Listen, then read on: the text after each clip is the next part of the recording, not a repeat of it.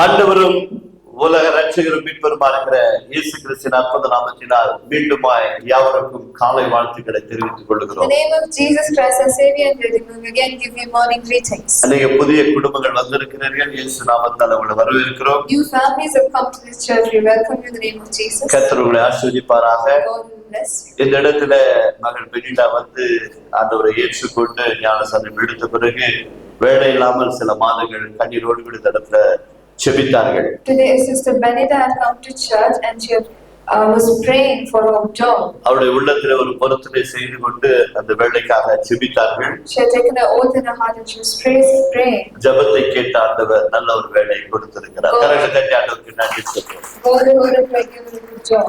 அதற்காக நன்றி உள்ளத்தோடு கூட நான் இந்த மாதத்துல சம்பளம் வாங்கின உடனே So the moment she's taken the first salary of the month, சபையில வருகிற மக்களுக்கு நான் சிற்றுண்டி கொடுப்பேன் என்று சொல்லி காலை உணவு ஆயத்தப்படுத்தி இருக்கிறார்கள். she has given the breakfast for all the people who come to church. கொடுக்கப்பட்ட உணவு, கொடுக்கப்பட்ட அன்பின் காணிகள் எல்லாம் வச்சு கர்த்தர் ஆசீர்வதித்து அந்த வேலையிலே தேவன் தாமே எஜமானுடைய கண்களை தயவும் கிருபை கழித்து இன்னுமாய் உயர்த்தும்படியாய் நாம் தொடர்ந்து ஜெபிப்போம். May God bless her offering and everything that she's given. May God bless her work.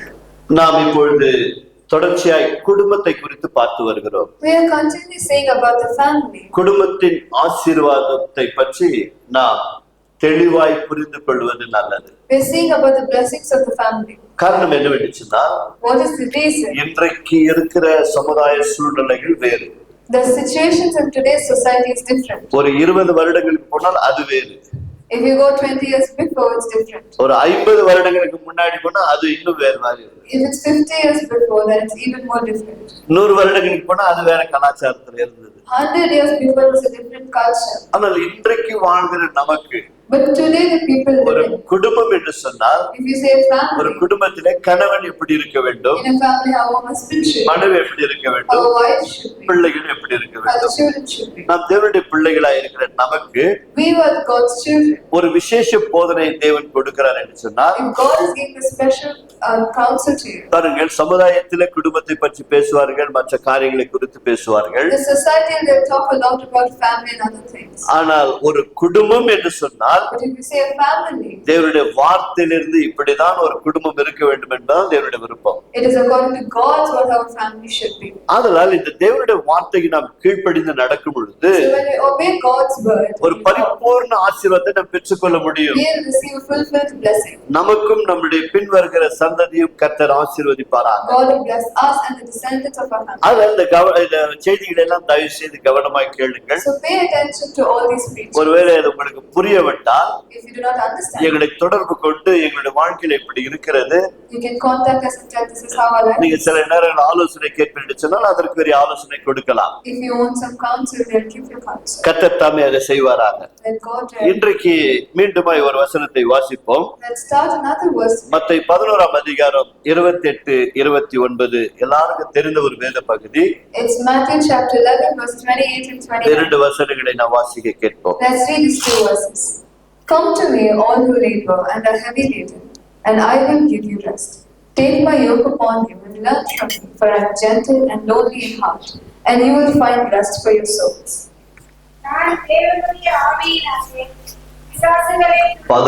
மத்தேயு 11, 28, 29. வருத்தப்பட்டு பாரத்தை சுமந்திருக்கிற தேவனுடைய பிள்ளைகளே, நீங்கள் யாவரும் என்னிடத்திலே வாருங்கள், நான் உங்களுக்கு இளைப்பாறுதல் தருகின்றேன். நான் சாந்தமும் மனத்தாழ்மையுமாய் இருக்கிறேன்.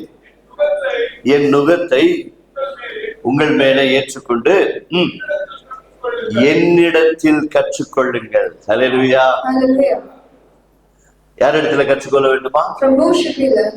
நாம் சாந்தமாய் வாழ வேண்டுமா? We have to live peacefully. சமாதானமாய் வாழ வேண்டுமா? We have to live in peace. இந்த உலகத்துல எந்த மனிதனிடத்தில் கற்றுக்கொள்ள முடியாத ஒன்று. This is something you can't learn from any man in this world. ஆண்டவராகிய இயேசு கிறிஸ்துவிடத்துல கற்றுக்கொள்ள You can முடியும். only learn from Jesus Christ. ஏன்னா அவர் ஒருவர் தான் அவ்வளவு பரிசுத்தமாய், அவ்வளவு நேர்மையாய், அவ்வளவு சொல்லப்பட்ட வார்த்தையின்படி வாழ்ந்து காட்டினவர். Because he is the only one who lives so holily, so righteously, and he fulfilled his life. நாம் சில நேரங்களிலே நல்லவர்களாய் வாழ்கிறோம், உண்மைதான்.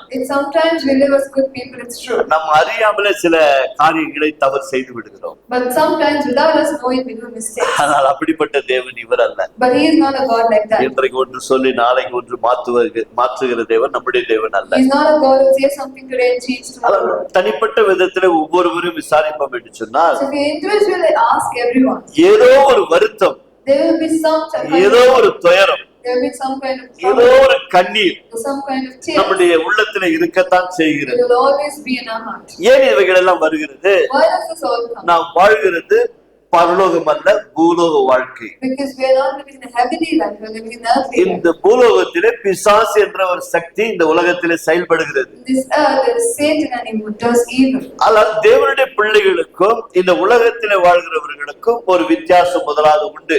So first there's a difference between God's children and the people living in this world. இரண்டாவதாக இந்த தேவனுடைய பிள்ளைகளுக்கு It's God's children. எப்பொழுதும் தேவனுடைய பாதுகாப்பு இருக்கும். There will always be God's protection over. இந்த பாதுகாப்பிலே தான் இன்றைக்கு வரைக்கும் நாம் வாழ்கிறோம். Till today we are living in this protection. அப்ப உலகத்தாருக்கு எனக்கும் ஒரு வித்தியாசம் இருக்க வேண்டும். So there should be a difference between God, The God's children and the worldly people. இந்த உலகத்திலே தான் வாழ்கிறோம். We live in this world. அந்த உலகத்துல வாழ்கிற மக்களுக்கும் தேவனால் பிரித்தெடுத்த மக்களுக்கும் ஒரு வித்தியாசம் இருக்க But வேண்டும். there should be a difference between the people living in this world and God's people who God has chosen. சங்கீதம் 32:8 வசனம் இப்படியாய் சொல்லுகிறது. Psalms 32:8 says like this. நான் உனக்கு போதித்து I will instruct you, நீ நடக்க வேண்டிய வழிகளை and the way you should go, நான் உனக்கு காட்டுகிறேன். I will show you. என் கன்னங்களை உன் கன்னத்தின் மேல் வைத்து I'll keep my eye upon you, நான் உனக்கு ஆலோசனை and I சொல்லுகிறேன். will counsel you. எவ்வளவு நல்ல தேவன் பாத்தீங்களா? See how good of a God he நான் is. உனக்கு போதிக்கிறேன், I will instruct நீ you எப்படி நடக்க வேண்டும். how you should be.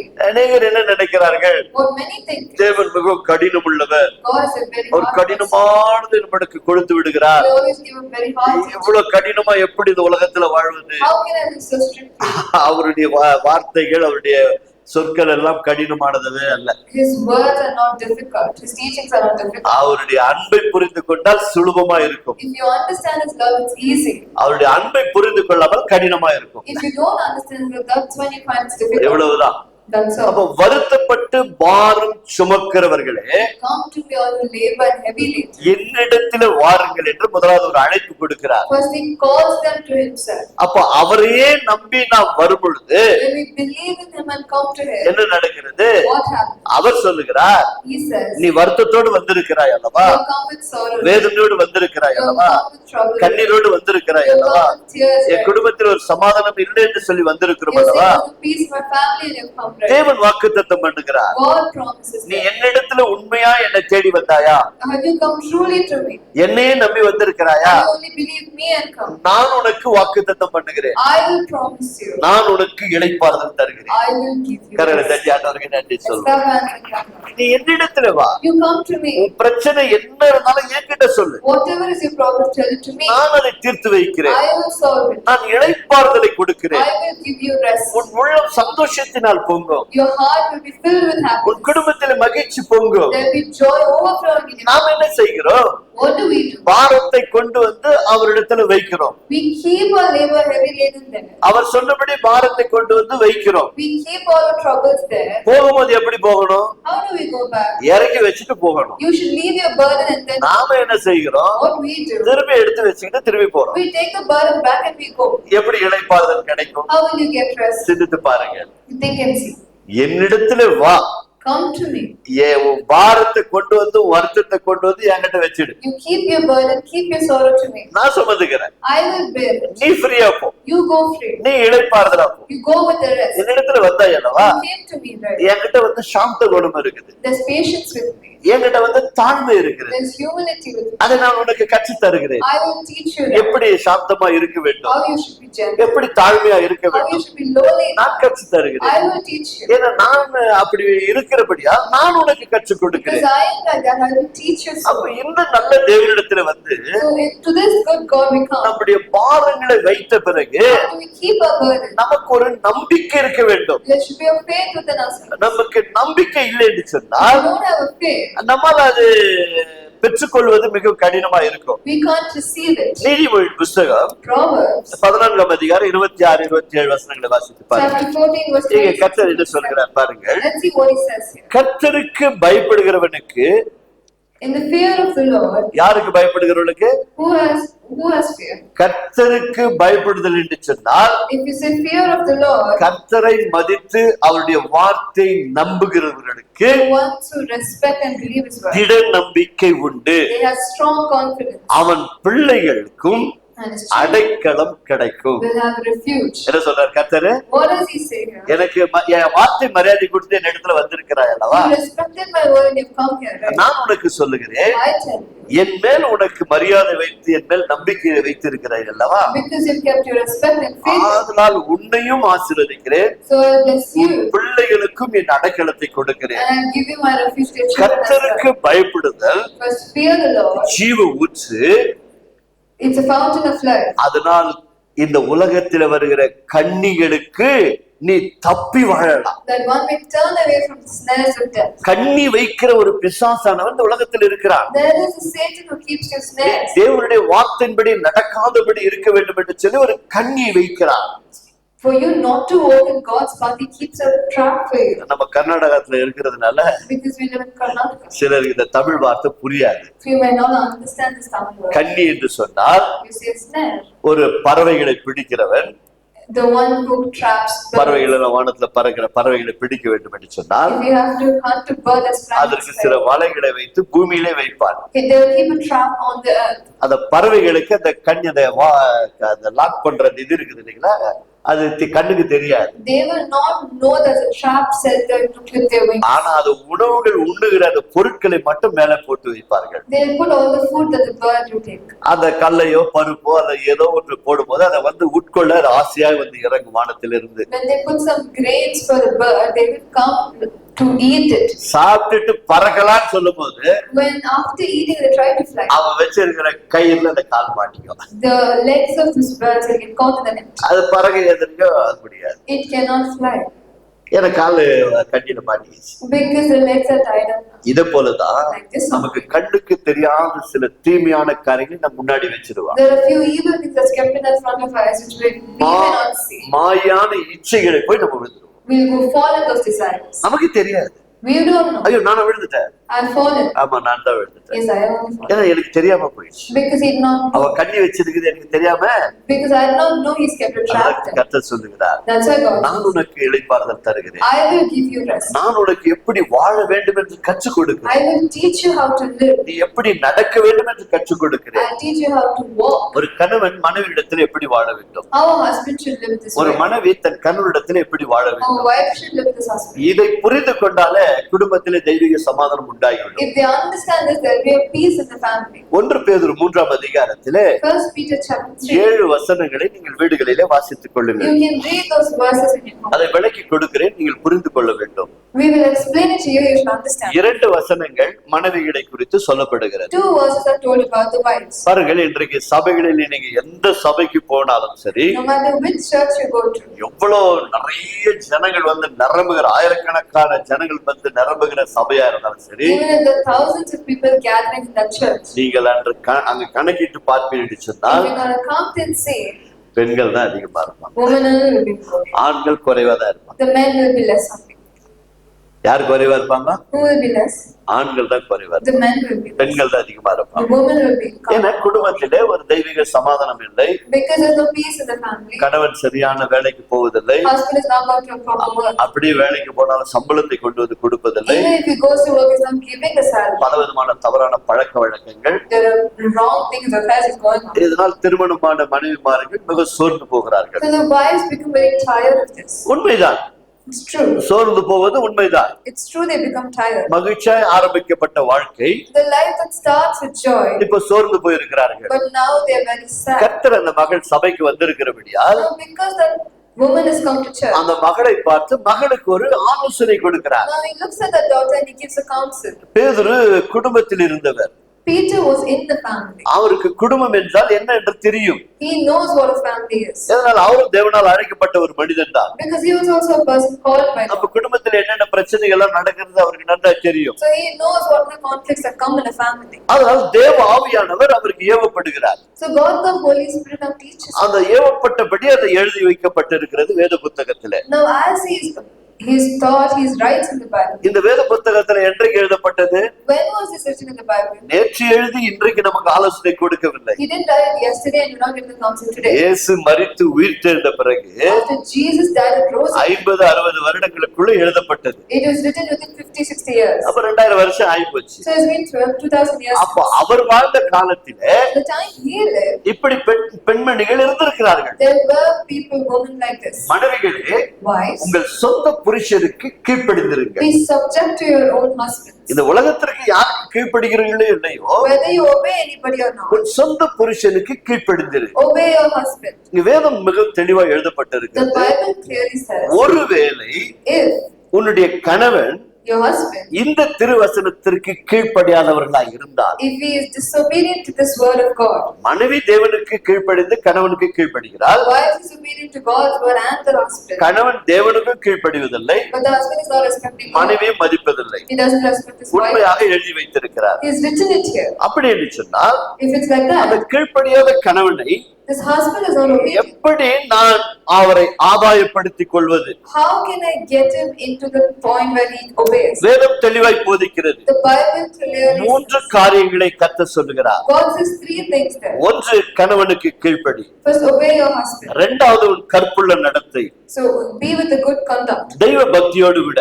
With God's நீ belief. கர்த்தரை நம்பி வாழ்வாய் என்று If சொன்னார். you live in with God's நீ faith. சாட்சியாய் வாழ்வாய் என்று If சொன்னார். you live as a testimony. 1 பேதுரு 3:1-2 சொல்லுகிறது, 1 Peter 3:1-2 says, அவர்கள் உங்கள் நடக்கையை பார்த்து, they're seeing your conduct, நீங்கள் நடக்கிற அந்த நடைமுறை வாழ்க்கையை பார்த்து, the way you lead your life. ஏன் கணவன் உங்களை பார்க்கிறார்? Why does the husband see you? நாம் தான் சபைக்கு வந்து கொண்டிருக்கிறோம். Because we are the ones who- அவர் சபைக்கு வரவில்லை. He is not coming to அவர் இன்னும் தேவனை அறிந்து கொள்ளவில்லை. He hasn't known God. ஒருவேளை என்னுடைய கட்டாயத்தினால் இன்றைக்கு என் கணவர் இங்கு வந்திருக்கலாம். Maybe because of compulsion he might come. எப்படி இருக்கட்டும், Whatever it is, வந்தவர்களும் இருக்கட்டும், வராதவர்களும் whether இருக்கட்டும், they're coming or they're not. எப்படி ஒரு மனைவி தன் கணவனை எப்படி ஒரு மனைவி ஆதாயப்படுத்திக் கொள்ள முடியும் என்று How சொன்னால், can a wife get her husband into control? கீழ்ப்படிதல், First, obedience. கற்புள்ள நடத்தை, First, conduct. தெய்வ பக்தி, God's faith. நம்பிக்கை, திட நம்பிக்கை இருக்க வேண்டும். You should have a strong faith. அப்போது என்ன சொல்லுகிறது வேதம்? Now, what does the Bible say? போதனையின்றி ஆதாயப்படுத்திக் கொள்ளலாம். Without a preaching, you கரங்களை can தட்டி ஆண்டவருக்கு நன்றி Let's சொல்லுங்க. clap our hands and praise God. Daily போதி சொல்லியிருக்குதா? What does he say here? சொல்லவே இல்லை. He never said. டெய்லி அவருக்கு டீச் பண்ண வேண்டிய அவசியமே இல்லை. You don't have to teach them. Teach பண்ணாமலே அவங்களை ஆதாயப்படுத்திக் கொள்ளலாம். Without teaching, you can win them. நம்முடைய நல் நடக்கை இருந்தால் போதும், If we have a good conduct, that's enough. அவர்களை ஆதாயப்படுத்திக் We கொள்ளலாம். can win them easily. வேறு ஒன்றும் நாம் செய்ய வேண்டிய பெரிய காரியங்கள், சாதனைகள் ஒன்றுமே இல்லை. There's nothing else we have to achieve there. கணவன் ஒரு நாளும் தன் மனைவி கண்ணோக்கி பார்க்கிறார்கள். The husbands always look at their wives. நேற்று இருந்த என் மனைவி இன்றைக்கு வேறு விதமாய் நடக்கிறார். Yesterday she was different, today she's so different. அவரிடத்தில் சில மாற்றங்கள் இருக்கிறது. There are a few changes in her. நான் கடினமாய் பேசி பார்க்கிறேன், Though I am rude to her, அடித்து பார்க்கிறேன், I hit her. சில தீமையான காரியங்களை செய்து பார்க்கிறேன், Even if I do anything evil, பணத்தை கொடுக்காமலே இருந்து பார்த்திருக்கிறேன். even if I'm not giving her any money, எல்லாவற்றிலும் என் மனைவி பொறுமையா இருக்கிறாள். but in everything she's so patient. அவரிடத்தில் ஒரு மாற்றம் இருக்கிறது. There's a change in her. நான் செய்கிற தவறு சரியல்ல, What I'm doing is wrong. நான் செய்கிற காரியம் சரியல்ல, What I'm doing is wrong. அவளை போல நானும் மாறுவேன். I should also change. Hallelujah. Hallelujah. எவ்வளவு பேர் விரும்புறீங்க? How many of you wish இது this? உங்க குடும்பங்களை நடக்க வேண்டும் என்று சொன்னால், If this should happen in your family, சில நேரங்களில பொறுமை காத்திருக்க வேண்டும். you have to wait patiently. நாம் என்ன சில நேரங்களில் தவறு செய்கிறோம் என்று சொன்னால், What's the mistake we do is, அவர்கள் இப்பொழுது நம்மை பார்த்து அவர்கள் மனம் திரும்பி வருகிறார்கள். now they have a change of heart and they come to church. உடனே நான் சொல்வதெல்லாம் அவர்கள் கேட்க வேண்டும் என்று நாம் விரும்ப ஆரம்பித்து விடும்பொழுது, When we start thinking now he should listen to whatever I say, அவர்கள் கோபம் அடைந்து என்ன செய்கிறார்கள்? they'll get angry and what they will do is, நீ திருந்தவே மாட்ட, you will never change. நானும் என்னையும் திருந்த விட மாட்டேன், You will not let me change. நான் இப்படிதான் இருப்பேன், சிறு பழைய வாழ்க்கை போயிடுவான். They'll say, I'll be like this, take a decision and they'll walk off. அப்ப ஆதாயப்படுத்திக் கொண்ட தன் கணவனை So the husband she won. அவரை எப்படி பாதுகாத்துக் கொள்ள வேண்டும் என்று தான் 3-4 வசனங்கள். That's what the 3rd and 4th verse says, how you should protect them. இதைத்தான் தவறாக போதித்து விட்டார்கள். This is what they preached wrong. என்ன சொல்லிவிட்டார்கள்? What did they say? வெளியரங்கமா இருக்கிற நகை பொருட்களினால் உன் புருஷனை ஆதாயப்படுத்திக் கொள்வதனால ஒரு பிரயோஜனமும் இல்லை. There is no point in winning over your husband if your adorning is external. வெளியரங்கமாய் கொடுக்கப்பட்டிருக்கிற நகை பொருள் உடை எல்லாமே தேவனால் உனக்கு கொடுக்கப்பட்ட ஆசீர்வாதங்கள். All the jewelry, all the clothes are the blessings that God has given. அவைகளினால உன் புருஷன் சந்தோஷமா இருக்க முடியாது. Through that your husband cannot be நீ happy. உடல் முழுவதுமாய் நகை அணிந்து கொண்டாலும் உன் புருஷன் மயங்க மாட்டார். Even if you're going to wear your body full of jewels, he's not going to get well. சரீரம் முழுவதுமாய் நீ அழகுபடுத்தினாலும் உன் கணவன் மயங்க மாட்டார். Even if you're adorning your entire body, எப்பொழுது அவர் மயங்குவார் என்று சொன்னால், when he will come. 1 பேதுரு 3ஆம் அதிகாரம் 1 Peter chapter 3. 4வது வசனத்தை வாசியுங்கள். Let's read the 4th verse. என்ன அழகாக எழுதப்பட்டிருக்கிறது பாருங்கள். See how beautifully it's written. அழியாத அலங்காரம். வெளி அலங்காரம் எது? What is the external beauty? நாம் உடுத்தி கொண்டிருக்கிற உடை நகை பொருட்கள் இதெல்லாம் தேவன் உனக்கு கொடுத்தது. The clothes, the jewelry you're wearing is அது ஒரு நாள் நம்ம இந்த உலக வாழ்க்கை விட்டு போகும்போது இருக்கிற சின்ன மூக்குத்தி கூட விடுறதுல கலரில. One day when you finish this earthly life, they won't even need the nose pin you're wearing. கழட்டு அது இப்ப விக்கிற வேலைக்கு எப்படி ஒரு 5000 போய் எடுத்துட்டு இருக்கோம். They say remove that, if you sell it at least you get 5,000. அது நல்லதுதான். ஏன்னா சும்மா வேஸ்டா மண்ணில போடுறியா? That's good because it's going to go அது and get தவறல்ல. anyway. That's not wrong. அது தவறல்ல. That's not wrong. அழியாத ஒன்று இருக்கிறது. அது எது? What is the imperishable beauty? சாந்தமும் வாசிமா தங்கச்சி அமைதலுள்ள ஆவியாகிய இருதயத்தில் மறைந்திருக்கிற குணமே உங்களுக்கு அலங்காரமாய் இருக்க கடவுது. தேவனுடைய பார்வைக்கு விளைய கரங்களை தட்டி ஆண்டவருக்கு நன்றி. அல்லேலூயா. எது விளையாட பெற்றதுமா? What is precious? இன்னைக்கு 70,000 80,000 சொல்லிட்டு இருக்காங்க, அலோன்ஸ்மென்ட் பண்ணிட்டு இருக்காங்க. அதுவா? They are announcing it's 70,000 80,000. அது 1 லட்சம் கூட தாண்டி போகிறதுக்கு வாய்ப்புகள் இருக்கு. There's a high chance to go beyond that. எத்தனை லட்சம் அது ஏறி போனாலும் Even if it goes beyond that, இந்த விலைக்கு அது கொடுக்க முடியாது. they cannot price this beauty. இது அதை விட விலை உயர்ந்தது. This is more priceless than anything. எது விலை உயர்ந்தது? What is more சாந்த priceless? குணம், Gentle, அமைதியான வாழ்க்கை, a quiet spirit, நேர்மையான வாழ்க்கை, a honorable life, கீழ்ப்படிதலின் வாழ்க்கை, a obedient life, கற்பிலே உண்மையா இருப்பது, having a pure conduct, பரிசுத்தத்திலே உண்மையா இருப்பது, being true in your holiness, கணவனுக்கு எந்த விதமான துரோகம் செய்யாமல் இருப்பது, without doing any evil against you. இதுதான் தேவனுடைய பார்வையில விலையேற பெற்றது. This is precious in God's sight. Hallelujah. Hallelujah. இது எத்தனை பேர் பெற்றுக்கொள்ள விரும்புகிறீர்கள்? How many of you wish to accept this? உண்மையாக உங்க கணவனை நேசிங்கள். You truly love your husband. ஆரம்பத்துல அன்பாதான் இருந்தார். First he was loving on me. நாளடைவு உலக வாழ்க்கையில சூழ்நிலைகள் நிமித்தம் அவர் தவறி இருக்கலாம். But because of situations he might have come. அவர் எப்படி ஆதாயப்படுத்திக் கொள்ளலாம் என்று சிந்திங்களை தவிர Think about how to win him back. அவரை விட்டு எப்படி விலகலாம் என்று நினைக்காதீர்கள். Don't think how to separate from him. அந்த விலகலாம் நினைக்கும் பொழுதுதான் என்ன நடக்கிறது தெரியுங்களா? You know, the moment you separate, what happens? சரியான சூழ்நிலையில பிசாசு உள்ளே நுழைகிறார். Satan will come into the right time. அவர் வேறொருவரோட தொடர்பு கொண்டு அங்கு தவறான வாழ்க்கை வாழ ஆரம்பித்து He will விடுகிறார். start having an affair and go to a wrong life. அநேகருடைய வாழ்க்கையில் நடக்கிறது. This will happen in many அதாவது people. தயவு செய்து என் அன்பு சகோதரிகளே, So my dear sister, புரிந்து கொள்ள வேண்டும். understand this. உங்களுக்கு கர்த்தர் உங்களை நேசிக்கிறபடியால், Because God loves you. நம்மை நேசிக்கிறபடியால் Because He loves கர்த்தர் us. அருமையான வேத சத்தியங்களை நமக்கு வைத்திருக்கிறார். He's preaching a good truth that is இந்த correct. வார்த்தைக்கு நாம் அடிபணிவோம் என்று சொன்னால் If you obey this word, நாம் நினைக்கிற ஆசீர்வாதத்தை அனுபவிக்க முடியும். we can get the blessing we want. அதே சமயத்துல Same time, கணவனுக்கும் சில நல்ல ஆலோசனைகளை கர்த்தர் கொடுக்கிறார். there is a lot of counsel given to husbands. 7வது வசனத்தை கூட சிலர் தவறாக புரிந்து கொண்டார்கள். 7th verse is wrongly understood by many. எப்பொழுது பார்த்தாலும் மனைவியை போட்டு கடிந்து கொள்வதிலே நம்முடைய ஐயாமார்கள் இருக்கிறார்கள். The husbands are always ready to scold their wives. ஐயாமார்களும் சில காரியங்களை மனம் திரும்பணும். They also have to change them. ஏங்க பேசுற இந்த ஐயா கூட மனம் திரும்பணும். Because the person speaking here also should repent. இவர் மட்டும் ஸ்பெஷல் இல்ல, He's not special. இவருக்கும் இந்த ஆலோசனை தான். For him also it is this counsel. 7வது வசனம் வாசிமா சகோதரர்கள் வாசிங்க. Let the brother read சகோதரர்கள் 1 யாராவது Peter 3:7. அதே ரீதியாகி உசரே ஸ்திரியோ ம் ಉಸರಿಗಿಂತ ம் ಬಲಹೀನವೆಂದು ಜ್ಞಾಪಕ ಮಾಡಿಕೊಂಡು ಹಿಂದಿನ ಸಂಗಡ ம் ವಿವೇಕದಿಂದ ತೀರ್ಮಾನ ಮಾಡಿರಿ. ಅವರು ಜೀವನಕ್ಕೆ ಮಂದಿಗೆ ಪಾತ್ರರಾಗಲೆಂದು ತಿಳಿದು ಅವರಿಗೆ ಮಾನವನ್ನು ಸಲ್ಲಿಸಿರಿ. ஹalleluya. கரங்களை தட்டி Let's ஆண்டவருக்கு நன்றி clap சொல்லுங்க. hands and thank God. இது எப்பாவது நம்ம செய்யணுமா? Do the husbands do this? ஆனா தமிழ்ல வாசிங்க. அந்தபடி புருஷர்களே, எந்தபடி புருஷர்களே, Which wise husband? அந்தபடியின் போது எந்தபடின்னு கேட்கணும். When they say likewise, you have to ask which உன் wise. மனைவி கீழ்ப்படியணும் நீ விரும்புறல்ல, You wish your wife to obey. உன் மனைவி நீ சொல்றபடி கேட்கணும் நடக்கணும்னு விரும்புறல்ல, You wish that your wife should say. வாயாடக்கூடாதுன்னு விரும்புறல்ல, You wish that your wife அவ should என்ன love you. நேசிக்கணும்னு விரும்புற இல்லையா, You wish that she should love you. அவ நான் சொல்றபடி எல்லாம் வாழணும்னு விரும்புற இல்லையா, You wish that she should walk all the way you say. அந்தபடியே அதாவது வசனம் வேற ஒண்ணு இல்ல, That is how the verse. அந்தபடியே Likewise. மனைவியானவள் பலவீனமான பாண்டமாய் இருக்கிறபடியால் யாருடைய ஜபங்களுக்கு தடை வராதபடிக்கு So whose prayers will not be hindered? நான் மனம் திரும்பிட்டேன், I repented. என் மனைவி மனம் திரும்பிட்டேன். My wife has repented. இப்ப யார் அதிகமா ஜெபிப்பாங்க? Now who should pray? மனைவி ஜெபிக்க மாட்டாங்க. The wife will not pray. நான் ஜெபிக்கிற பெரிய ஜெப வீரர், But he is a big prayer warrior. தேசத்துக்கு நாட்டுக்கு மிஷனரிக்கு எல்லாத்துக்கும் ஜெபிக்கிறார். He is a person who will pray for everybody. The மனைவிக்கு country. ஜெபித்தாயா? Did you pray for your wife? மனைவி பலவீன Banda ஜெபித்தாயா? Did you pray for your wife? அது பிசாசியா தலையில வந்து விடுஞ்சிருச்சு. She is Satan, she's sitting on my head. என்னையா நியாயம்?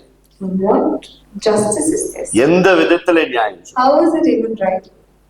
ஊருக்கு ஜெபிச்ச, You pray for the country. உலகத்துக்கு ஜெபிச்ச, You pray for the world. தேசத்துக்கு ஜெபிச்ச, You pray for your nation. இது வந்து என் தலையில விடுஞ்சிருச்சா? But you're saying this one came on your head. ஏன் இது உன்னால மாத்த முடியாதா? Can't you change this? நீதான் ஆண்டவரை ஏத்துக்கிற. You only accepted God, right? சிந்தித்து பாக்குறதுல பாருங்க. You don't think and see. ஜபத்திற்கு தடை வராதபடிக்கு என்ன செய்யணும்னு கத்து கொடுக்குது பாருங்க. He's teaching you how your prayers should not be hindered. வாசிங்கய்யா. நீங்கள் விவேகத்தோடு சகோதரிகளிடத்துல எப்பவுமே கொஞ்சம் ஞானமா நடந்து கொள்ள வேண்டும். You should walk very wisely with your wives. விவேகத்தோடு வாழ்ந்து உங்களுடனே கூட அவர்களும் நித்திய ஜீவனாகிய கிருபையை சுதந்திரத்துக் கொள்ளப்படுகிறவர்களாக அவர்களுக்கு செய்ய வேண்டிய கனத்தை செய்யுங்கள். என்ன சொல்லுது? What does it say? மனைவி பலவீனம் பாடணும்னு சொல்லிடுச்சு. It's so the wife is the weaker vessel. நித்திய வாழ்வுக்கு வரணும்னு ஆசைப்பட்டியா? Do you want to go to the eternal life? என் அன்பு சகோதரர்களே, My dear brothers, இங்க கேட்டுக்கொண்டிருக்கிற அருமை திருமணமா இருக்கிற புருஷர்களே, all the husbands have been married with N sin. மனைவி பலவீனமான பாண்டம், My wife is a weaker அவள் vessel. உன்னை ஆண்டவரை ஏற்றுக்கொள்ளவில்லை. She hasn't accepted God. அவள் நித்திய வாழ்வுக்கு வர வேண்டும் என்று விரும்புகிறோமா? Do you wish she also come to eternal life? தேசமே மனம் திரும்ப வேண்டும் என்று விரும்புகிறேன் நான்.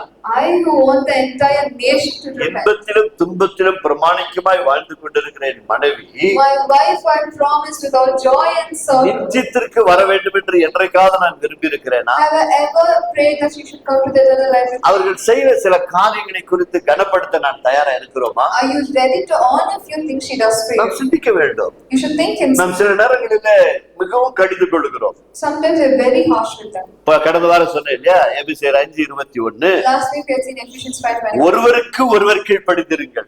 Obey each another. வெறும் மனைவி மட்டும் கணவனுக்கு கீழ்ப்படிதல்ல, It's not only the wife obeying her husband. கணவனும் மனைவிக்கு கீழ்ப்படியணும் சில நேரங்களில. Husband also should obey his wife sometimes. அவருடைய அர்த்தம் என்ன? What is the wife? என் மனைவியை நான் மதித்தால், If I obey my wife, உண்மையாவே என் மனைவியை நான் நேசிப்பேன் என்று சொன்னால், if I truly love my wife, நான் அவருடைய வார்த்தை மதிப்பேன். I will respect her word. அதான் கீழ்ப்படுகிற வார்த்தை. That is obeying. ஒரு மனைவி தன் கணவனுடைய வார்த்தை மதிப்பார்கள் என்று சொன்னால், If a wife obeys her husband's word, அங்கு கீழ்ப்படுதல் வருகிறது. then obedience comes. அப்போ இங்க வந்து வேதம் சொல்லுகிறபடி என்ன சொல்லிட்டாங்க அப்படின்னு சொன்னா, மனைவியானவள் ஸ்திரீயானவள் மிகவும் பலவீனமான பாண்டம். Now what they preach is wife or woman is a weaker vessel. சரி, எத்தனை பேர் இதை ஒத்துக்கிறீங்க? How many will accept this? Bible சொல்லுங்க. Bible is saying. ஒரு சகோதரி கூட கை எண்ணிக்கல. சகோதரிகள் பலவீனமான பாண்டமா? Are women weak? சொல்லுங்க, சீக்கிரம் சொல்லுங்க. சபையே மௌனமா இருக்கு. உண்மையிலே கேட்டா அவங்க பலவீனமே இல்லை. If you ask, truly they are not weak. சொன்னல 20 வருஷம் 30 வருஷத்துக்கு முன்னாடி போய் பாருங்க. 20 years, 30 years before you should see. 10 குழந்தைய பெற்று எடுத்துட்டு 10 children they gave birth to. தலைமையில ஒரு குடம், They'll have இடுப்புல ஒரு குடம், they'll have water in their head. தண்ணி அது 4 கிலோமீட்டர் நடந்து எடுத்து வந்திருக்கோம். And they'll walk 4 kilometers for water. அவங்க பலவீனமான பாட்டுமா? Are we weak? உண்மையிலே இல்ல. No. இப்ப இந்த வருஷத்துல நடந்தது. Now this happened. நம்முடைய தேசத்துல இருந்து வம்சவாளி ஒரு பெண்ணு வானத்துல போய் 9 மாசம் தங்கிட்டு வச்சு. A woman from our country went and stayed in space for 9 months. சுனிதாவா? Sunita Williams. Sunita Williams. எவ்வளவு மாசம்? How many months? அவங்க பலவீனமான பாட்டமா? Is she weak? நம்முடைய தேசத்தை ஆண்ட மதிப்புக்குரிய இந்திரா காந்தி அவர்கள் பலவீனமான பாட்டமா? Our respected Prime Minister Indira Gandhi, is she weak? எத்தனை பெண்கள் இந்த தேசத்தை ஆண்டு இருக்கிறார்கள்? How many women have ruled this nation? இப்பவும் ஆண்டு கொண்டு இருக்கிறார்கள். Till today they are ruling. பலவீனமான பாட்டமா? Are they weak? எங்க அவர்கள் பலவீனப்படுகிறார்கள்? Where are they weak? தன் கணவன் மேல் அதிகமாய் அன்பை செலுத்தும் பொழுது. When they give a lot of love on their husband. நல்லா புரிஞ்சுக்கணும் புருஷர்கள். Husband should understand this. தன் மனைவி அதிகமாய் தன் கணவனே நம்பி, When she trusts her husband so much. இவர்தான் என் வாழ்க்கை என்று நம்பி, When she believes that she is his life. வாழ்கிற சூழ்நிலையிலே The time when she lives like அவர் தனக்கு துரோகம் செய்யும் பொழுது when he breaks his அவர் மனமுடைந்து போகிறார். she will be heartbroken. அவர் தற்கொலைக்கு கூட கடந்து போய் She விடுகிறார். might even go for suicide. இதுதான் உண்மை. This is the truth. அதிகமாய் அன்பு செலுத்துகிறபடியா Because she shows a lot of love. அந்த புருஷன் தனக்கு துரோகம் செய்யும் பொழுது When he betrays that love, உலகத்தையே மறைந்தவள் உள்ளம் உடைந்து போகிறது. her heart will break into pieces. தன் கணவன் மரித்து போனாலும் கூட Even if her husband dies, தன் பிள்ளைகளை காப்பாற்றும்படி எந்த வேலையும் செய்ய அவள் தயாராகி she'll விடுகிறார். be ready to do any work so that our children sustain. தன் குடும்பத்தில் என்ன பிரச்சனைகள் வந்தாலும் அவர்களை சமாளிக்கக்கூடிய ஞானத்தை அருளை கடத்த கொடுத்திருக்கிறார். God has given her the wisdom to manage any kind of problem that come in her life. ஒரு நல்ல குணசாலி உள்ள ஒரு பெண்ணை நீ தெரிந்து கொள்வாய் என்று சொன்னார். If you choose a good woman, அது தேவன் உனக்கு கொடுக்கப்பட்ட கிருபையின் தயவு ஈவு. that is a grace blessing that God has given. சகோதரிமார்கள் தெரிந்து கொள்ள வேண்டும் என்று சொன்னார். If the sister should know, உங்களிடத்துல எவ்வளவு வல்லமை இருக்கிறது என்று இங்க இருக்கிற சபையில இருக்கிற ஆன்லைன்ல பார்க்கிற அத்தனை பிள்ளைகளை தெரிந்து கொள்ள வேண்டும் என்று சொன்னார். if all the sisters, all the people looking online should see, know what the strength of a woman. நீதிமொழி புஸ்தகம் Proverbs 31 அதிகாரம் chapter 31 10 from verse 10 கடைசி வசனங்களில் வாசித்து to பாருங்கள். the last verse 31. ஒரு பெண்ணுக்குரிய எத்தனை வல்லமை இருக்கிறது என்று அங்கு எழுதப்பட்டு It's இருக்கிறது. written what kind of power a woman holds. என் அன்பு சகோதரர்களே, My dear brother, அவர்கள் பலவீனமான பாண்டம் அல்ல, they are not a weak அவர்கள் person. உன்னையே நம்பி இருக்கும் பொழுது, Because they love and trust you, நீயும் நானும் அவளுக்கு துரோகம் செய்யும் பொழுது they betray them. அங்கு என்ன நடக்கிறது? What happens? அவள் உலகமே உடைந்து போனது போல் அவள் சாய்ந்து போய்விடுகிறார். She will fall like her entire world. ஆனால் அந்த அப்பேற்பட்ட பெண்மணியில் மத்தியில கூட But amongst that woman also, யார் ஒருவர் கர்த்தருக்கு பயந்து, whoever has a fear of the Lord, என் கணவன் எனக்கு துரோகம் செய்தாலும் பரவாயில்லை, even if my husband betrays me, என் கணவன் என்னை விட்டு போனாலும் பரவாயில்லை, even if my husband left me, நான் உண்மை நம்புகிறேன் ஆண்டவரே, I trust you, my Lord. இன்றைக்கல்ல Not today. நாளைக்கு என் கணவன் மனம் திரும்புவார் Tomorrow my husband might repent. என்ற நம்பிக்கை வைத்து வாழ்கிற எத்தனையோ பெண்மணிகளுடைய வாழ்க்கையில உயர்வுகளை நாங்கள் We பார்த்திருக்கிறோம். have seen so many raising about all those women who believe இந்த that. சபைக்கு வருகிற தேவனுடைய பிள்ளைகளே, My dear God's children, ஒருவரை ஒருவர் உண்மையான அன்பிலே நேசிக்க பழகி கொள்ள வேண்டும். love each other truly. இதே நீதிமொழி புஸ்தகம் The same book of அந்த Proverbs, 31 அதிகாரத்துல in the 31st chapter. கடைசி 4 வசனங்களை யாராவது எடுத்தவர்கள் சத்தமாய் வாசி. Let's read the last 4 verses. அவர்களை குறித்து என்ன சொல்லுகிறது என்று சொல்லி பாருங்கள். You'll see what is told there. அவன் சோம்பலின் அப்பத்தை புசியாமலும் தன் வீட்டு காரியம் எப்படி நடக்கிறது என்று கண்ணோக்கமா இருக்கிற கரங்களை தட்டி ஆண்டவருக்கு நன்றி சொல்லுங்க. Mustafa and Satan. நீங்க ஒரு 20 வருடங்களுக்கு முன்னாடி பாத்தீங்க அப்படின்னு சொன்னா 20 years ago, if you had seen, காலையில பெண்மணிகள் வீட்டு வாசலை பெருக்கி கோலம் போட்டு தண்ணி தெளிச்சு அந்த வீடு வாசலே சுத்தமா இருக்கும். 6 மணி சூரியன் வர்றதுக்கு முன்னாடி. before the sun rises, they'll broom and they'll put all rangoli. It's beautiful outside the house. இன்னைக்கு வீடு வாசல் பெருக்கிறாங்களான்றது கேள்விக்குறிதான். It's a question whether they broom outside the house. அப்ப சோம்பலான பெண்மணி என்ன பண்ண மாட்டாங்க? So what will lazy women? காலையில தூக்கம் வரவே வராது. They will not have a sleep. தன் வீட்டு காரியத்துல மிகவும் கவனமா இருப்பார்கள்.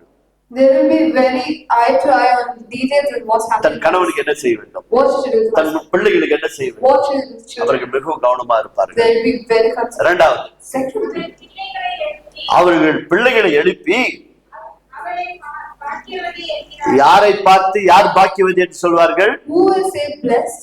பிள்ளைகள் தன் தாயை பார்த்து The children will get up and say, என் அம்மா மாதிரி இந்த உலகத்துல வேற யாருமே இல்லைன்னு there's சொல்வார்களாம். no one like my mom in this world. வந்துச்சு பார் காலையில எழுந்து கொஞ்ச நேரம் தூங்க விடுதா இருப்பார். They will not say she came இன்னைக்கு in the ஞாயிற்றுக்கிழமை தானே, today's Sunday. இதுங்க போறது கோயிலுக்கு, They can go to நாமளையும் உயிர் எடுக்குது. now they will annoy me also. இது அன்பா? Is this love? இது அன்பே இல்லை. It's not love. உன் மேல அன்பே இல்லை. This is not love at all. காலையில எழுத உடனே The moment they wake up, எங்க அம்மா correct, my mom is strong. எங்க அம்மா என்னடா பண்ணி வச்சுக்கிறாங்க See what all my mom is. பாரு, நான் குளிச்சு வர்றதுக்குள்ளே ட்ரெஸ் எல்லாம் ஐரன் போட்டு ரெடியா வச்சிருக்கு, See, by the time I came, my mom already ironed my shoe எல்லாம் பாலிஷ் போட்டு வச்சுக்கிது. shoe all is polished. இந்த மாதிரி யாருக்கு அடிக்குவாங்க? Who will get like a எனக்கு mom? கிடைச்ச பாக்கி. I got a mom like that. பிள்ளைகள் தாயை பார்த்து புகழ்வார்களாம். The children will be so proud of their mom. இரண்டாவது, Secondly, அவள் புருஷனும் அவளை பார்த்து அவள் புருஷனும் அவளை பார்த்து அநேக பெண்கள் இந்த உலகத்துல 1000 லட்சத்தி கோடான கோடி பெண்கள் இருக்கிறார்கள்.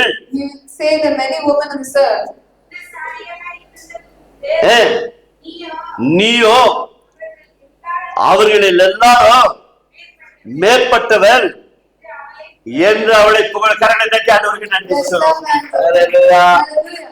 தாங்க கனப்படுத்துறது. This is what is all. புருஷன் மனைவி சில காரியங்களை செய்யும் பொழுது கனப்படுத்த கற்றுக்கொள்ள வேண்டும். The husband should learn to honor their wife. She does எப்பொழுது something, பார்த்தாலும் "ஏய், பைபிள் சொல்லுமா, and you keep quiet. கீழ்ப்படி, You obey. நான் சொல்றது கேட்படி." You listen to what I'm telling you. அது கேட்டு கேட்டு கேட்டு அதுக்கு இருக்கிற தாளத்தெல்லாம் அப்படியே புதைச்சிடுறோம். Whatever talent the wife has, she'll bury that because of her husband annoying like this. நீங்க 31 வாசி பாருங்க வீட்டுல. You read this 31st. அந்த அம்மாதான் வீடு வாசல் எல்லாம் நிலங்கள்லாம் வாங்குது போயிட்டு. She is the one buying the land for the house. சில வியாபாரங்கள்லாம் அதுதான் போய் செஞ்சுட்டு She வருது. will only do some business and come. வேலைக்காரங்களும் அதான் கண்காணிச்சுக்குது. She will only see all to the work. ஐயா ஜோரா இருக்கிறாரு. எல்லாம் The நம்ம தான் husband வேலை is all செய்யுது. enjoying. எல்லாம் நம்ம தான் வேலை செய்யுது. Every work only the ஏன்னா man. இந்த பாஸ்டர் தலைகீழா இருக்கிறாரு. The pastor is up doing upstairs. ஆமா, நான் தலைகீழா தான் இருப்பேன். Yes, he'll be upstairs. ஏன்னா வேற அப்படி சொல்லுது. Because the Bible says like that. ஏசு பின்னாடி எவ்வளவு யாருப்பா போனது அதிகமா? Who went and robbed behind Jesus? யார் போனது? Who went? சிலுவை தூக்கின்னு போகும்போது ஐயா மாரெல்லாம் இருந்தாங்க. Were the men there when he was carrying the யார் அழுதுட்டு போனது? Who was crying? அம்மா மார்கள் தான் அழுதுட்டு It's போனாங்க. all the women that were crying. அந்த பைபிள்ல கணக்கு எழுதும்போது எப்படி இருந்தாங்க தெரியுங்களா? But you know what's written in the Bible? புருஷன்மார்கள் 5000 பேர் சாப்பிட்டார்கள். 5,000 men eat. மனைவிமார்கள் எங்கே போனார்கள்? Where did the wives go? எழுதுறதுக்கு மனசே வரல பாரு. They didn't have a heart to write. எவ்வளவு பேர் சாப்பிட்டாங்களா? How many people ate? 5000 புருஷர்கள் சாப்பிட்டார். 5,000 men ate. 4000 புருஷர்கள் சாப்பிட்டார். 4,000 men ate. ஏயா ஒரு சகோதரி பேரை எழுதக்கூடாதா? Can't you write one woman's name? இதெல்லாம் திங்க் பண்ணுங்க. பைபிள் வந்து சும்மா இல்லங்க. It's not. இது விளையாட்டு இல்ல. It is not a இது paper. நீங்க வீட்டுல போய் சிந்திச்சு பாருங்க. You think about this name. பைபிளை பத்தி குறை சொல்ல வரல. We are not coming to say wrong about the Bible. அது எழுதப்படும் போது கூட It is written also. அன்றைய நாட்கள் அப்படிதான் இருந்தது. There was a bias like that at the time. பெண்கள்னாக நீங்க அடங்கி இருக்கணும், அவ்வளவுதான். If it's a woman, you should be controlled. You should be quiet. ஒன்னும் பேசக்கூடாது. You shouldn't talk.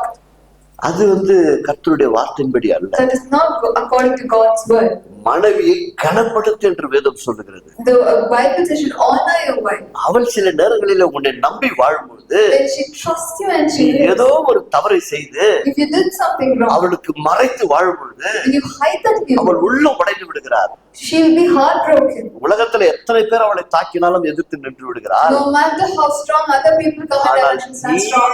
நீ துரோகம் பண்ணும்போது But if you betray her, உலகமே முடிந்தது போல் it நினைக்கிறார். will feel like a world அந்த end. ஒரு இடத்துல தாங்க பலவீனம். That is where she is weak. இந்த தற்கொலை எல்லாம் எங்க நடக்குதுங்க? Where do you think suicides are happening? அவ்வளவுதான், என் வாழ்க்கை அவ்வளவுதான் முடிஞ்சு போச்சு. That is all my பாருங்க, life. முடிவு பண்ணிடுறாங்க. அவங்க தான் பலவீனர்கள். There is where they are weak. They take a decision there. சரிடா, இப்ப இந்த காலத்துல எல்லாம் கராத்தெல்லாம் கத்து வச்சுக்கிறாங்க. They know the calculations is there. புருஷன்மார்கள் கொஞ்சம் ஜாக்கிரதையா கூட இருக்கணும். Your husband should be very careful. ஆமா, சில நேரங்கள் அதெல்லாம் ஜாக்கிரதையா இருக்கணும். You should be careful sometimes. அன்பு செலுத்தினா அன்பு வரும்.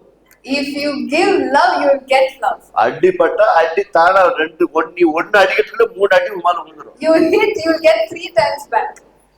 அப்ப அடியுது என் பொண்டாட்டினாக்கா அதுல பிரயோஜனமே You can't say that my wife hits me. இது நடக்கிறது உண்மைதான். It is true. அதனாலதான் வேதத்துல இருந்து உங்களுக்கு விளக்கி சொல்றோம். That is why I'm telling it from the Bible. தயவு செய்து வேதம் அப்படிதான் போதிக்கிறது. So that's what the Bible also teaches. பாருங்க, சகோதரிமார்கள் தெரிந்து கொள்ள வேண்டிய ஒரு சத்தியம் இருக்கிறது. There's a truth that the sisters should know. நீதிமொழி புஸ்தகம் 4ஆம் அதிகாரம் 12வது வசனத்தை பாருங்க. Proverbs chapter 14 verse 12. 4:12. 4:12. 4:12 இல்ல. நீ அவனை நடக்கும் போது இல்ல.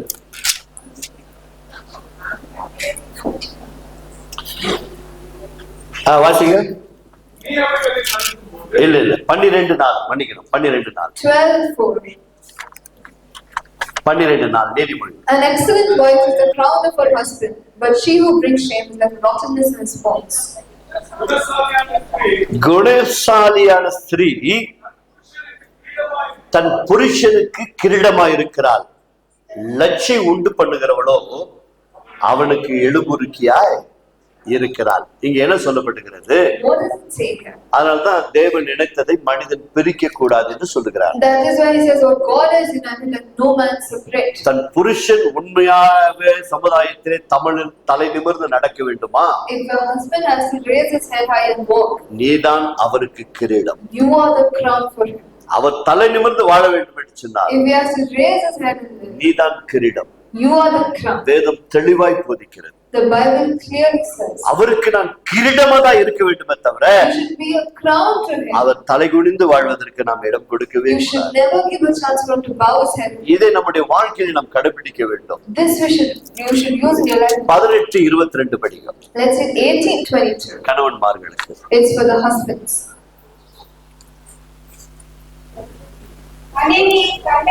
மனைவியை கண்டடைகிறவன் நன்மையானதை கண்டடைகிறார். போது அங்கே கொஞ்சம் நேரம். He who finds a wife finds a good thing.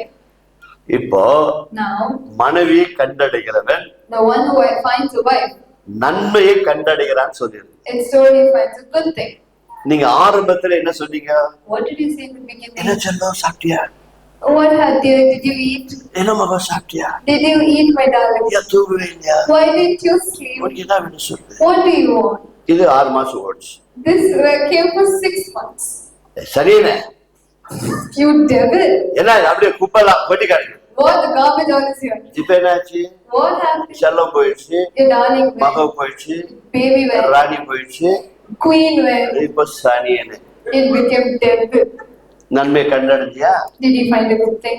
இப்ப மாறிடுச்சு. அன்பு ஏன்னா தடுமாறிடுச்சு. Your love changed. ஏதோ ஒரு சின்ன கீறல் வந்துச்சு. A small scratch. மன்னிக்கிற இதயம் இல்லை. You don't have forgiving. சபைக்கு முன்னாடி வந்து என்ன சொல்லிடுறோம்? What do you come to church? இன்பத்திலும் துன்பத்திலும் நான் பிரமாணிக்கமாய் வாழ்வேன். I promise joy and sorrow and tears and happiness. மரணம் ஒன்றை தவிர வேறு ஒன்றும் நம்மை பிரிக்க கூடாது. Other than death, nothing shall apart us. இந்த உலகத்துல எங்க என்ன நடக்குதோ தெரியாது. I don't know what is happening there. திருமண வாழ்க்கையை கடவுள் தான் ஆரம்பித்து வைத்தார். God started a marriage அந்த life. ஆரம்பித்து வைத்த கடவுள் God has started. திருச்சபைகளில் இப்பேற்பட்ட வார்த்தைகளை சொல்லி ஒருவர் பிரமாணிக்கம் செய்து கொள்ளபடி செய்திருக்கிறார். He has made those two people promise to start their life. இன்றைக்கு உங்கள் வாழ்க்கையை சிந்தித்து பாருங்க. But today in your life, you think, பெற்றோர்களாகிய நாம் we are the கணவன் parents. மனைவிக்குள்ள ஒரு தெய்வீக அன்பு வந்து விட்டால் If there's a divine love between the husband and wife, பிள்ளைகளுடைய எதிர்காலம் மிக நன்றா the இருக்கும். children's future will be good. வாலிப தம்பி தங்கச்சிகள் இன்றைக்கு கவனிக்க வேண்டியது Youngsters should pay attention. ஒரு சில வசனங்களோடு நாங்கள் முடிக்கிறோம். We'll finish it a few more words. வருத்தப்பட்டு பாரத்தை சுமந்திருக்கிறவர்களே, All those that labor and heavy laden, என்னிடத்துல வாருங்கள், come to me. நான் உங்களுக்கு இளைப்பாறுதலை தருகிறேன். I will give you rest. நான் சாந்தமும் மனத்தாழ்மை உள்ளவராய் இருக்கிறேன். I am gentle and lowly in heart. அதனால் என்னிடத்துல கற்றுக்கொள்ளுங்கள். So come learn from me. உங்களுக்கும் எனக்கும் இன்று கற்றுக் கொடுக்கிற பாடம் என்ன? What is the teaching that is taught today? தாய் தகப்பனை குறித்து பார்த்தோம். We saw our parents, வாலிப தம்பி தங்கச்சி, the youngsters, பிரசங்கின் புஸ்தகம் the book of 11ஆம் Ecclesiastes, அதிகாரம் chapter 11. எடுத்துக்கொள்ளுங்கள். Let's take that verse. 11ஆம் அதிகாரத்துல 11th verse. வாசி 11 9 10 11ஆம் அதிகாரம் Ecclesiastes 11, 9, 10. நல்ல கவனிங்க. வாலிப தம்பி தங்கச்சி சிறு பிள்ளைகள் யாரா இருந்தாலும் அதை கவனிங்க. All the children, youngsters, everyone pay attention. வாலிப தம்பி தங்கச்சிகளே, உன் இளமையிலே சந்தோஷப்படு. வாலிப பருவத்துல இந்த துக்கமெல்லாம் இருக்காது. சந்தோஷப்படு, பரவாயில்ல, தப்பே இல்லை. In your youth time, be happy. It's not wrong. உன் வாலிப நாட்களில் உன் வாலிப நாட்களில் உன் இதயம் உன்னை பூரிப்பாக்கட்டும். உன் நெஞ்சின் வழியிலே உன் கண்ணின் காட்சிகளிலே நட. நீ எப்படியெல்லாம் விரும்ப ஆசைப்படுகிறாயோ, However you want to live. தாய் தகப்பனுக்கு கீழ்ப்படாம நடக்கணும்னு விரும்புறியா? You wish not to obey your parents. தாராளமா நடு. Be however you want. கடவுளுக்கு கூட பயப்பட மாட்டியா? You don't have fear of the Lord. தாராளமா நடு. Be like that. உன் இஷ்டம் எப்படி இருக்குது அப்படிதான் நடக்கணும்னு விரும்புறியா? However you wish you want to live. கடவுள் ஒரு பெரிய உரிமையை கொடுக்கிறார். God has given opening there. உன் கண்களில் கண்ட இச்சைகள், Whatever you see in your eyes, நீ சிந்திக்கிற சிந்தனைகள், the thoughts you think, எல்லாவற்றின்படி அப்படியே வாழ். you live like that. உனக்கு எந்த தடையும் இல்லை. There is no obstacle there. பாவம் தான் செய்யணும்னு விரும்புறியா? You wish to do sin. எங்க அப்பா அம்மாக்கு கீழ்ப்படியாம இப்படிதான் நடக்கணும்னு விரும்புறியா? You wish that you should live without obeying. தாராளமா நடு. Be however you want. இப்ப படிமா ஆனாலும் எது என்ன சொல்றாரு? But what he says there, இப்படி எல்லாம் நடக்க நீ விரும்பி முடிவு எடுத்துட்டு அப்படிதான் போவன் பெறுவல்ல. you have taken a decision, you're doing like that, right? ஆனாலும் But இவை எல்லாவற்றிலும் இவை எல்லாவற்றிலும் தேவன் உன்னை தேவன் உன்னை நியாயத்திலே கொண்டு வந்து நியாயத்திலே கொண்டு வந்து நிறுத்துவார் என்று நிறுத்துவார் என்று வாதப்பட்ட நீ மறந்துற. know that all these things God will bring you into judgment. உன் இஷ்டப்படி வாழலாம், You live according to how you எப்படி want. போலாம். However you want to live. திடீர்னு ஒரு நாள் But someday, உன்னை நியாயத்துல கொண்டு வரும்போது, when He keeps you in judgment, ஐயோ என் அப்பா சொன்னாரு, my dad said, எங்க அம்மா சொன்னாங்க, my mom said, போதகர் சொன்னாரு, my pastor நான் said, கீழ்ப்படியாமல் போனேன், I didn't obey. இப்ப நான் நியாயத்துல வந்து நின்றிருக்கிறேன், Now I'm standing in this judgment. என்னை இதுல இருந்து யாரு விடுவிப்பார்கள்? Who will save me from this? கர்த்தர் மீண்டும் ஒரு எச்சரிப்பை கொடுக்கிறார். God gives a warning again. 12:1 படிங்க. Let's see 12:1. நீ உன் வாலிப பிரயாசத்தில் இவ்வளெல்லாம் செஞ்சு உன்னை நியாயத்துல கொண்டு வருகிறேன்னு சொல்ற கர்த்தர் உனக்கு ஒரு ஆலோசனை கொடுக்கிறார். God says, I'll bring you into judgment if you do that thing. He நீ gives a உன் counsel. வாலிப பிரயாசத்திலே உன் சிருஷ்டிகரை நீ கடவுளை தட்டி ஆண்டவருக்கு நன்றி Let's சொல். stop and say thank God. உன்னை படைத்த கடவுளை நீ நினைப்பாய் என்று சொன்னார். If you remember the God who created உனக்கு you, முன்பாக ஒன்று இருக்கிறது. there's something in front of you. அதுதான் வாசிக்கிறார்கள், கவனிங்கள். தீங்கு நாட்கள் வராததற்கு முன்னர் தீங்கு என்று உனக்கு முன்பாக வைக்கப்பட்டிருக்கிறது.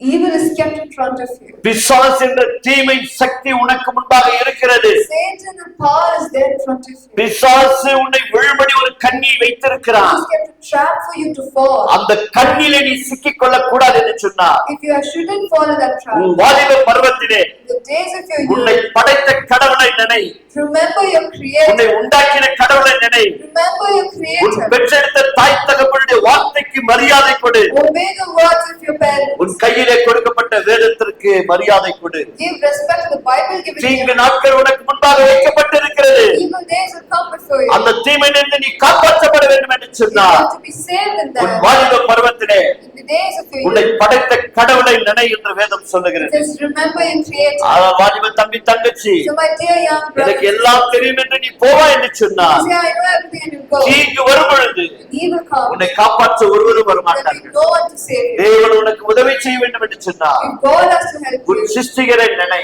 remember your உன் சிருஷ்டிகரை நினை, Remember your உன் சிருஷ்டிகரை நினை. Remember your அவர் உனக்கு பாதுகாப்பாய் இருப்பார். He will be a protector. அவர் உனக்கு உதவி செய்கிறவராய் He will இருக்கிறார். be to help you. அவரே உனக்கு எல்லா விதத்திலும் உன் எதிர்காலத்தை கர்த்தர் He ஆசீர்வதிப்பார். will bless everything in your future. நீயாகவே ஒரு எதிர்காலத்தை தெரிந்து கொள்ளாதே. You don't choose a future for yourself. அதற்கு ஒரே ஒரு சிறிய விளக்கத்தை சொல்லி நான் முடிக்க பிரயாசப்படுகிறேன். It's a small reason for that to finish. ஆதியாகமத்திலே In the beginning, 2ஆம் Genesis அதிகாரத்திலே chapter 2, எல்லாவற்றையும் படைத்த கடவுள் God who created everything, எல்லாவற்றையும் மனிதனுடைய கரத்துல ஒப்பு கொடுத்து He விட்டு gave everything to man's hand. Eden தோட்டத்தை அவனுக்கு உண்டாக்கி He created the Garden of Eden. இவ்வளவு பெரிய உலகத்துல அவனுக்கென்று ஒரு இடத்தை உண்டாக்கி He created a place for him in this big world. அவனை அதுக்குள்ளே கொண்டு வந்து வைத்து விட்டு He put him in that garden.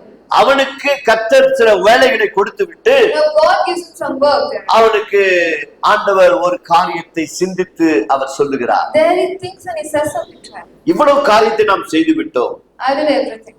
சிருஷ்டி என்பது எதுவும் இல்லாமல் சிருஷ்டிக்கப்பட்டது. A creation was created without nothing. இப்போது மனுஷனை மண்ணால் உருவாக்கி ஒரு தனி மனிதனாய் இருக்கிறார். He created a man from the mud and he is alone. நான் வேத பாடத்துல தெளிவாக போதிக்கப்பட்டு இருக்கிறோம். This is preached clearly in the Bible. சிருஷ்டிப்பு என்பது ஒன்றும் இல்லாமல் ஒன்றை உருவாக்குவது. Creation itself is from nothingness. ஆதியாகமம் 1:26, 27, 28 பார்த்தீர்கள் You சொன்னால் see Genesis 1, 26, 27, 28. தேவ சாயலாக In God's image, ஆணும் பெண்ணுமாக அவர் சிருஷ்டித்தார். He formed those two, man and woman. அவன் ஆவியின் மனுஷன் மனுஷி. That was the first man and woman. அந்த ஆவியின் மனுஷனையும் மனுஷியும் எடுத்து The spiritual man and ஒரு woman. மனுஷனுக்குள்ளே கொண்டு வந்து அந்த மண்ணுக்குள்ளே வைக்கிறார். He keeps those both the spirits into one இப்போ body. உண்டாக்கப்பட்ட சிருஷ்டியிலிருந்து ஒரு மண்ணை எடுத்து மனிதனை உண்டாக்கி அந்த ஆணும் பெண்ணும் அந்த மனுஷனுக்குள்ளே வைக்கிறார். He takes the mud, he creates and keeps both the spirit of man and woman into that one body. அந்த மனுஷனை கொண்டு வந்து தான் ஏதேன் தோட்டத்திலே வைக்கிறார். He takes that man and he comes and leaves it in the அந்த garden. Eden தோட்டத்திலே கொண்டு வந்து வைத்தவர் After God gives him the Garden of Eden, பொறுப்புகளை கொடுத்து விட்டு after giving him all the works he has to இப்போது do, கர்த்தர் சொல்லுகிறார், God says, மனிதன் தனிமையா இருப்பது நல்லதல்ல, it is not good that he is alone. அவனுக்கு ஏற்ற துணையை நான் உண்டாக்குவேன் என்று He சொல்லுகிறார். says, I will create a perfect match. எல்லாவற்றையும் பார்த்து சந்தோஷப்பட்ட தேவன் God saw everything and was happy. இவனுக்குள்ள இருக்கிற அந்த பெண்ணை இவனிடத்துல கொண்டு வந்து கொடுக்க வேண்டும். He has to get out the woman who was inside him. அப்படி என்று சொன்னால் So what is it? நான் உண்டாக்கினது, Whatever நான் created, சிருஷ்டித்து இருப்பது, whatever form, எல்லாவற்றையும் இவன் எப்படி ஆண்டு கொள்வான், how he will rule over it, எப்படி இவன் செயல்படுகிறான், how he will work out on everything. நான் உண்டாக்கப்பட்ட இந்த மனுஷனுக்கு இந்த மண்ணான சரீரம் எப்படி செயல்படுகிறது How does this body that are created of mud helps him? என்று பார்க்கும்படிக்கு And he sees that. தேவன் அவன் சொந்த தீர்மானம் எடுக்க வேண்டும் என்று சொல்லி He will take his own decisions. 2ஆம் அதிகாரம் 18, 19 வசனங்களை வாசித்து பாருங்கள். You can read Genesis chapter 2, 18 and 19. ஏற்ற துணை உண்டாக்குவேன் என்று சொன்ன கர்த்தர் God said, I will make a perfect fit for him. அவனை அறிந்து கொள்ளும்படி கொண்டு வந்தது ஏற்ற துணை அல்ல. What he got for it was not a perfect fit. மண்ணால் உருவாக்கப்பட்ட சிருஷ்டிகள், அதாவது உண்டாக்கப்பட்ட மிருகங்கள், பறவைகள், இவைகள் எல்லாம் உண்டாக்கி அதை கொண்டு வந்து ஆதாம் இடத்துல கொண்டு வருகிறார். He gets all the animals he created, all the beasts of the field to get it from உண்மையிலே அவன் செயல்படுகிறானா இல்லை என்று சொல்லி to see whether he actually works or not. நான் கொண்டு வருகிற இந்த மிருகங்களுக்கு, பறவைகளுக்கு, ஊரும் பிராணிகளுக்கு All the birds, animals, creation that are given. இவன் என்ன பெயர் இடுவான் என்று சொல்லி பார்க்கும்படிக்கு He sees what he names everything. அவனிடத்துல கொண்டு வருகிறார். He brings everything to him. இது ஒரு ஆவிக்குரிய சத்தியம், தெரிந்து கொள்ளுங்கள். This is spiritual truth, know this. ஏற்ற துணை இல்லை என்று சொன்னவர், God is there's no perfect fit. ஏற்ற துணை உருவாக்குறேன் என்று சொன்னவர், God is as creative of us. பெற்றோர்களும் சரி, The parents as well. வாலிப தம்பி தங்கச்சிகளும் சரி, The youngsters also. இந்த வசனத்தை கவனிங்கள். Pay attention to this verse. 2:19 வீட்டுல போய் வாசித்து You பாருங்க. can read Genesis 2. அங்க வேதம் என்ன சொல்லுகிறது? What does it say there? அவர் கொண்டு வந்தது இதோ மிருகங்களையும் பறவைகளையும் அவனுக்கு கொண்டு வரார். He got every beast of the field and birds. அவரிடத்துல ஒரு வார்த்தையும் சொல்லவில்லை. He didn't say anything to the man. இவர் மனதிலே நினைக்கிறார், He thinks in his heart, இந்த நான் கொண்டு வருகிற இந்த மிருகங்களுக்கு, for the animals that I'm getting, இந்த பறவைகளுக்கு the birds, இவன் என்ன பெயரிடுவானோ whatever he names it, அதுவே அவைகளுக்கு பெயர் ஆயிடுச்சு. that will be its name. இப்போ தேவனுடைய இதயமும் Now God's heart முதல் மனிதனாகிய ஆதாமுடைய ஒன்றிணைந்திருந்தது. and Adam's heart were united. அவன் இன்னும் பாவம் செய்யவில்லை. He hadn't done sin yet. அவன் தேவனை விட்டு இன்னும் தூரம் போகவில்லை. He hadn't gone far away from அவன் God. தேவனுடைய இதயத்தை அறிந்திருந்தான். He knew God's heart. தேவன் இவனுடைய இதயத்தை அறிந்திருந்தார். And God knew his heart. ஆனால் ஆதாம் தேவன் என்ன நினைத்தாரோ So whatever God thought, அப்படியே அவன் செயல்களிலே காட்டுகிறான். Adam showed it in his அப்ப verse. ஒவ்வொரு மிருகங்களுக்கும், இந்த உலகத்தில் வாழ்கிற அத்தனை ஜீவ சந்துகளுக்கும் For all the living creatures in this world, ஆதாம் பெயர் வைத்திருப்பான் என்று சொன்னால் Adam kept a name. அவன் எவ்வளவு ஞானம் நிறைந்தவன் என்று சிந்தித்து பாருங்கள். Think what kind of a wisdom he would have had. இன்றைக்கு வரைக்கும் அந்த பெயரை ஒரு மனிதனும் மாற்றவில்லை. Today there is no man who changed that. ஒருவேளை இந்த வீதியின் பெயர் ஒரு நாள் மாறிவிடலாம். The street's name might change. ஒரு ஊர் பெயர் ஒருவேளை மாறிவிடலாம். A place's name might change. ஆனால் ஆதாம் எவைகளுக்கெல்லாம் என்னென்ன பெயர் வைத்தானோ But whatever Adam named as a name, அதுதான் இன்றைக்கு வரைக்கும் அழைக்கப்படுகிறது. till today it is called the same. அப்படி அவன் சொல்வதற்கு காரணம் என்ன? What is the reason he called it that? அவைகளெல்லாம் எனக்கு துணை இல்லை. Because that is not the perfect fit for him. இவைகளுக்கு பெயர் சொல்லிதான் அழைத்து வந்தாரே தவிர He named everything. இதை தனக்கு துணையாக அவன் ஏற்றுக்கொள்ளவில்லை. He didn't accept anything as his help. அதெல்லாம் அநேகருடைய வாழ்க்கையில இன்றைக்கு பிரச்சனைகள் எதற்காக?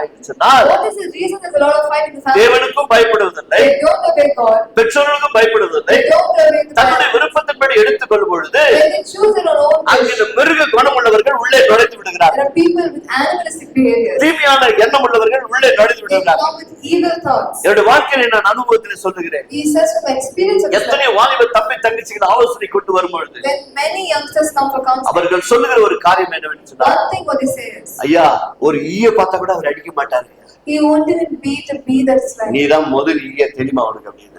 you are the first bee, you know that. நீதான் முதல் ஈய, You are the first bee. நீ வாழ்க்கை நடத்தி பாரு, Start living உன்னை your life. போட்டு மிதிக்கிறானா இல்லையா பாருன்னு சொல்லு. You see whether it beats you or not. உன்னை ஏற்றுக்கொள்ளுகிற வரைக்கும் அவன் மிகவும் தாழ்மை உள்ளவன். Till the time he accepts you, he ஆனால் will உள்ளே see. வந்த பிறகு But after you அவன் come, மிருகமாய் மாறி he போகிறான். will change into an animal. நீயாக விரும்பி தெரிந்து கொள்ளாதே, You don't choose favor. காத்திரு, Wait, காத்திரு, wait, காத்திரு. wait. கர்த்தர் உனக்கு கொடுப்பார், God will give you. ஏற்ற நல்ல வாழ்க்கையை கொடுப்பார். He give you perfect life for you. அதன் பிறகு என்ன நடக்கிறது? What happens after that? இப்போது கர்த்தர் அவனிடத்தில் வருகிறார். Now God comes to him. அவனுக்கு முதலாவது ஒரு நித்திரையை கொடுக்கிறார். First he puts him to a deep sleep. நித்திரை என்பதற்கு அடையாளம் என்ன?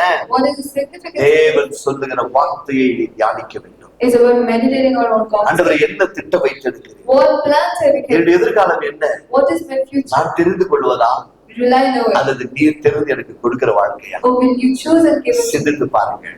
You think it? ஏற்ற துணையை கொண்டு வருகிறார், He will give a perfect fit. நித்திரை வர வைக்கிறார். He gives a deep sleep. அவனிடத்திலே உள்ளே வைத்த அந்த ஏவாளை வெளியெடுக்கிறார். And he takes Eve who was sleeping into அந்த man. எலும்பை வெளியெடுக்கிறார். He takes out that bone. இப்போது ஒரு பெண்ணாக உண்டாக்கி கொண்டு வருகிறார். He creates a woman and he gets. அப்பொழுதும் கர்த்தர் அவனிடத்துல ஒன்றுமே சொல்லவில்லை. That time also he doesn't say anything. அவன் தான் சொன்னான், He only says, இவள் என் எலும்பின் எலும்பிலும் she is in the last of my N தசையிலும் she is தசையுமாயிருக்கிறாள். the flesh of my flesh. மனுஷனிடத்திலிருந்து இவள் எடுத்துக்கொண்டபடியா Because she's taken out of a man, இவள் மனுஷி எனப்படுவாள். she'll be called a woman. கண்களை மூடி சொல்லுங்கள். Let's close our eyes, bow our heads. கிருபையுள்ள நல்ல ஆண்டவரே, Our gracious Lord, தகப்பனே குடும்பங்கள் ஆசீர்வாதமாய் இருக்க வேண்டும் என்று சொல்லி Lord, the families have to be blessed. இப்படியாய் நீர் எங்களுக்கு அருமையான போதனைகளை கொடுத்திருக்கிறேன் சுவாமி. You've given us good preaching like சில this. காரியங்களை சிந்திக்கும்படி செய்திருக்கிறேன். You've made us think about a few things. வருத்தப்பட்டு பாரம் சுமக்கிறேன், All those are labor heavy weight. என்னிடத்தில் வாருங்கள், Come to me. நான் இளைப்பாறுதல் தருகிறேன் என்று சொன்னேன். You said, I will give you rest. என்னிடத்தில் கற்றுக்கொள்ளுங்கள் என்று You சொன்னேன். said, learn from me. சாந்த குணமுள்ளத்தை நான் கற்றுக் கொடுக்கிறேன் என்று You சொன்னேன். said, I will teach you how to be gentle. தாழ்மை என்னிடத்தில் கற்றுக்கொள்ள என்று You சொன்னேன். said, learn how to be merciful. சபையில வந்திருக்கிற ஒவ்வொரு குடும்பங்களையும் இப்படி கலந்துரும். We put into your hands all to the